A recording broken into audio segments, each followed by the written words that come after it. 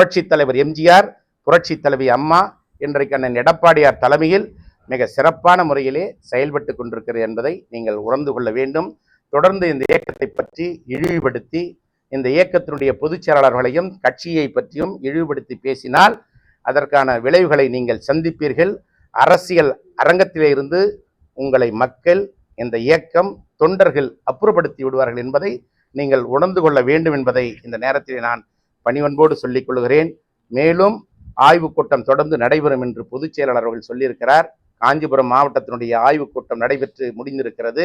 அதில் தொண்டர்களுடைய கருத்துக்களையும் நிர்வாகிகளுடைய கருத்துக்களையும் கேட்டிருக்கிறார். அதே போல மற்ற மாவட்டங்களிலே அனைத்து நிர்வாகிகளையும் அழைத்து அவருடைய கருத்துக்களை கேட்ட பிறகு அனைத்து இந்திய அண்ணா திராவிட முன்னேற்ற கழகத்துடைய செயற்குழுவை அண்ணன் எடப்பாடியார் கூட்டுவார். அதன் பிறகு கழகத்தினுடைய பொதுக்குழுவை கூட்டுவார். எதற்கும் அஞ்சாதவர் அண்ணன் எடப்பாடியார் என்பதை முதலில் திரு சி.வி. சண்முகம் அவர்கள் உணர்ந்து கொள்ள வேண்டும். பொதுக்குழுவை கூட்டுவதற்கு அண்ணன் எடப்பாடியார் அச்சப்படவில்லை. செயற்குழுவை கூட்டுவதற்கு அண்ணன் எடப்பாடியார் அச்சப்படவில்லை. எதற்கும் அஞ்சாத சிங்கம்தான் அண்ணன் எடப்பாடியார் என்பதை நாங்கள் அறிந்திருக்கிறோம், நீங்களும் அறிந்திருக்கின்றீர்கள்.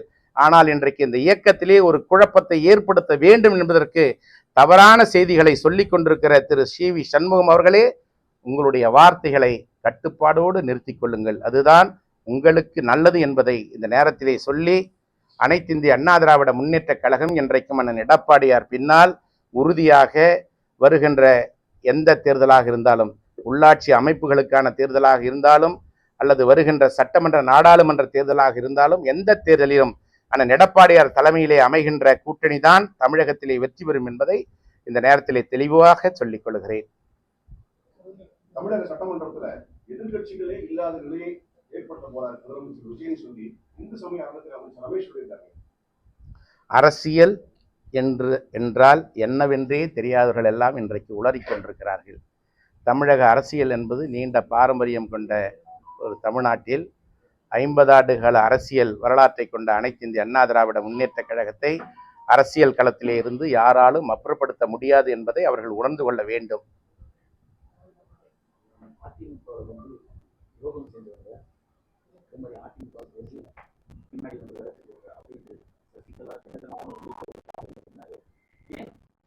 பயப்பட வேண்டிய அவசியமில்லை.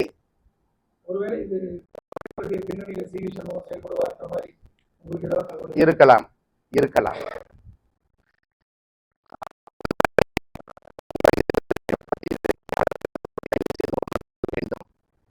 சி.வி. சண்முகம் என்பவரை ஒரு பிம்பத்தை போன்றவரை நீங்கள் உருவாக்கி கொண்டிருக்கின்றீர்கள்.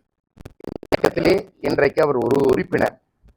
அனைத்து இந்திய அண்ணா திராவிட முன்னேற்ற கழகத்திலே 82 மாவட்ட செயலாளர்கள் இருக்கிறார்கள். ஏறக்குறைய 80க்கும் மேற்பட்ட தலைமை கழகத்துடைய நிர்வாகிகள் இருக்கிறார்கள். அவர் மீது நடைபெற்று முடிந்த சட்டமன்ற வாக்கெடுப்பின் பொழுது தலைமை கொடுத்த உத்தரவை மீறி அவர் வாக்களித்தார் என்பதற்காக அவருடைய கட்சி பதவியை மட்டுமே அண்ணன் எடப்பாடியார் அவர்கள் விடுவித்திருக்கிறார். கட்சி பதவியிலிருந்து மட்டும்தான். கட்சி பதவியிலிருந்து விடுவித்த அண்ணன் எடப்பாடியார் அவர்கள் எதற்கும் துணிந்தவர். யார் தவறு செய்தாலும் அவர்கள் மீது மாண்புமிகு அம்மாவை போல உடனடியாக நடவடிக்கை எடுக்கக்கூடிய ஒரு ஆற்றல் மிகுந்தவர் அண்ணன் எடப்பாடியார் என்பதை கழகத்தில் இருக்கின்ற நிர்வாகிகள் அனைவரும் நன்றாக அறிவார்கள். அதன் அடிப்படையிலே தான் தவறு செய்தவர்கள் மீது உரிய நடவடிக்கை எடுத்தார்கள். அவருடைய கட்சி தாவல் தடை சட்டத்தின் மீது அவர்கள் மீது உரிய நடவடிக்கை எடுக்க வேண்டும் என்று சொன்னார்கள். அதன் அடிப்படையில் தான் 25 சட்டமன்ற உறுப்பினர்கள் 21 சட்டமன்ற உறுப்பினர்கள் மனம் திருந்தி வருந்தி தங்களுடைய செயலுக்கு மன்னிப்பை கோரி அண்ணன் எடப்பாடியாரிடத்திலே மன்னிப்பை கோரி கடிதம் கொடுத்ததின் அடிப்படையிலே தான் அவர்கள் மீது எடுத்த நடவடிக்கையை இன்றைக்கு நீக்கியிருக்கிறார். அண்ணன் எடப்பாடியார்கள் பெருந்தன்மையோடு நடந்து கொண்டிருக்கிறார். கேள்வி கேட்கப்பட்டு வளர்க்கப்பட்ட கட்சியோ கேள்வியே கேட்கப்படாதுன்னு எடப்பாடி கேட்டார்.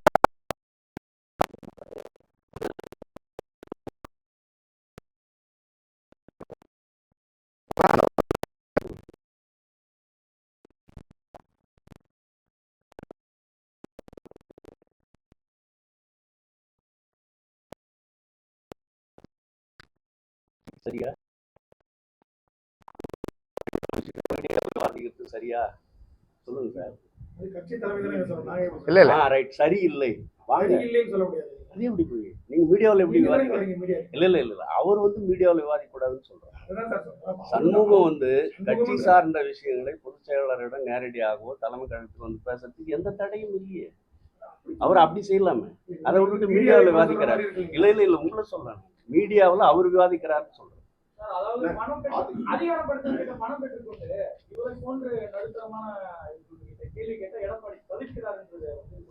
தவறான குற்றச்சாட்டு. 2017 முதல் 2026 வரை கடந்த 9 ஆண்டுகளாக சி.வி. சண்முகம் போன்றவர்கள் சொல்லிய கருத்தை கேட்டதனால்தான் இந்த தொடர் தோல்விக்கு காரணம் என்பதை நாங்கள் அறிவோம், மக்கள் அறிவார்கள். தவறு. கட்சி தலைமைக்கு கட்டுப்பட வேண்டும். இதுதான் இந்த இயக்கத்தினுடைய அடிப்படை விதி. உனக்கு என்ன தேவையோ 2021 விழுப்புரம் சட்டமன்ற தொகுதியிலே போட்டியிடுவதற்கு அண்ணன் எடப்பாடியார் இடத்திலே வாய்ப்பு கேட்டீர்கள்.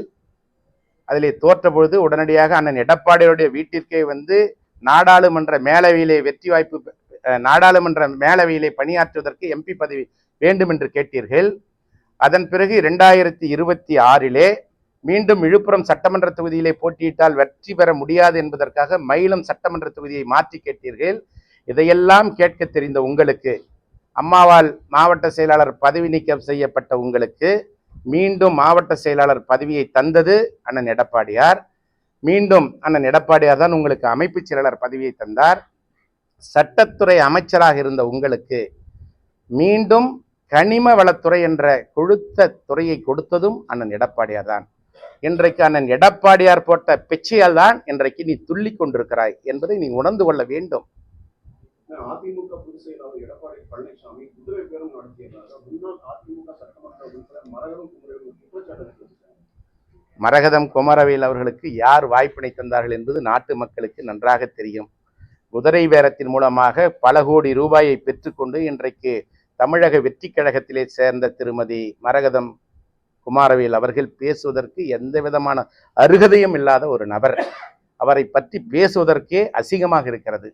அனைத்திந்திய அண்ணா திராவிட முன்னேற்ற கழகத்திலே வாய்ப்பினை பெற்று சட்டமன்ற உறுப்பினராக இரட்டை இலை சின்னத்திலே அண்ணன் எடப்பாடியார் தந்த A-Farm B-Farm மூலமாக வெற்றி பெற்ற நீ ஏறக்குறைய கோடிக்கணக்கிலே பணத்தினை பெற்றுக்கொண்டு இன்றைக்கு வாக்களித்த மக்கள் உன்னுடைய கையிலே வைத்த மை காய்வதற்கு முன்பாக உன்னுடைய சட்டமன்ற உறுப்பினர் பதவியை ராஜினாமா செய்திருக்கிறாய்.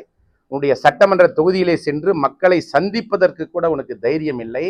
வீட்டிலே முடங்கி கிடக்கிறாய். நீயா எங்களுடைய இயக்கத்தை பற்றி பேசுவதற்கு உனக்கு என்ன தகுதி இருக்கிறது?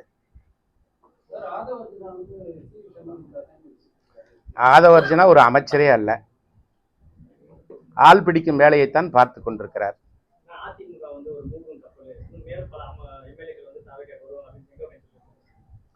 அனைத்திந்திய அண்ணா திராவிட முன்னேற்ற கழகத்தால் அடையாளம் காட்டப்பட்டவர் திரு செங்கோட்டையன் அவர்கள். அவருடைய வயதிற்கும் அவர் வகித்த பொறுப்புகளுக்கும் அவர் நிதானத்தோடு பேச வேண்டும். இன்றைக்கு இந்த இயக்கத்திலே வளர்க்கப்பட்டு மாண்புமிகு அம்மா அவர்களால் அடையாளம் காட்டப்பட்டு அண்ணன் எடப்பாடியார் அவர்களால் மீண்டும் பள்ளி கல்வித்துறை அமைச்சராக பதவி வழங்கப்பட்டு அனைத்திந்திய அண்ணா திராவிட முன்னேற்ற கழகத்திலே அடையாளமாக காணப்பட்டவர். ஆனால் இன்றைக்கு இந்த பதவிக்காக தரம் தாழ்ந்து பேசுவது அவருடைய வயதிற்கும் அவருடைய அனுபவத்திற்கும் உகந்தது அல்ல என்பதை தெரிவித்துக் கொள்கிறேன். அனைத்திந்திய அண்ணா திராவிட முன்னேற்ற கழகம் மூழ்குகின்ற கப்பல் அல்ல, அவர்தான் மூழ்குகின்ற படகிலே என்று தொத்திக் கொண்டிருக்கிறார். அவரை பாதுகாத்துக் கொள்ள வேண்டும் என்று கேட்டுக்கொள்கிறேன்.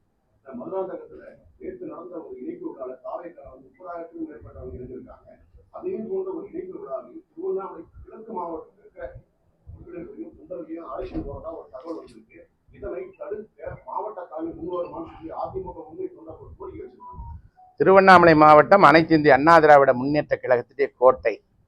இது அனைத்திந்திய அண்ணா திராவிட முன்னேற்ற கழகத்துடைய கோட்டை என்ற காரணத்தினால்தான் திருவண்ணாமலை மாவட்டத்திலே 5 சட்டமன்ற தொகுதிகளை கழகம் வென்றிருக்கிறது. 2 சட்டமன்ற தொகுதிகளிலே திராவிட முன்னேற்ற கழகம் தட்டு தடுமாறி வெற்றி பெற்றிருக்கிறது.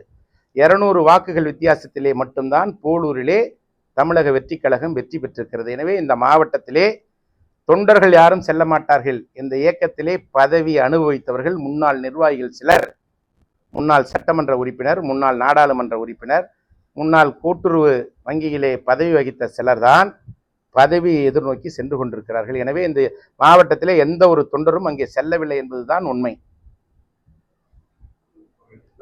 நன்றி.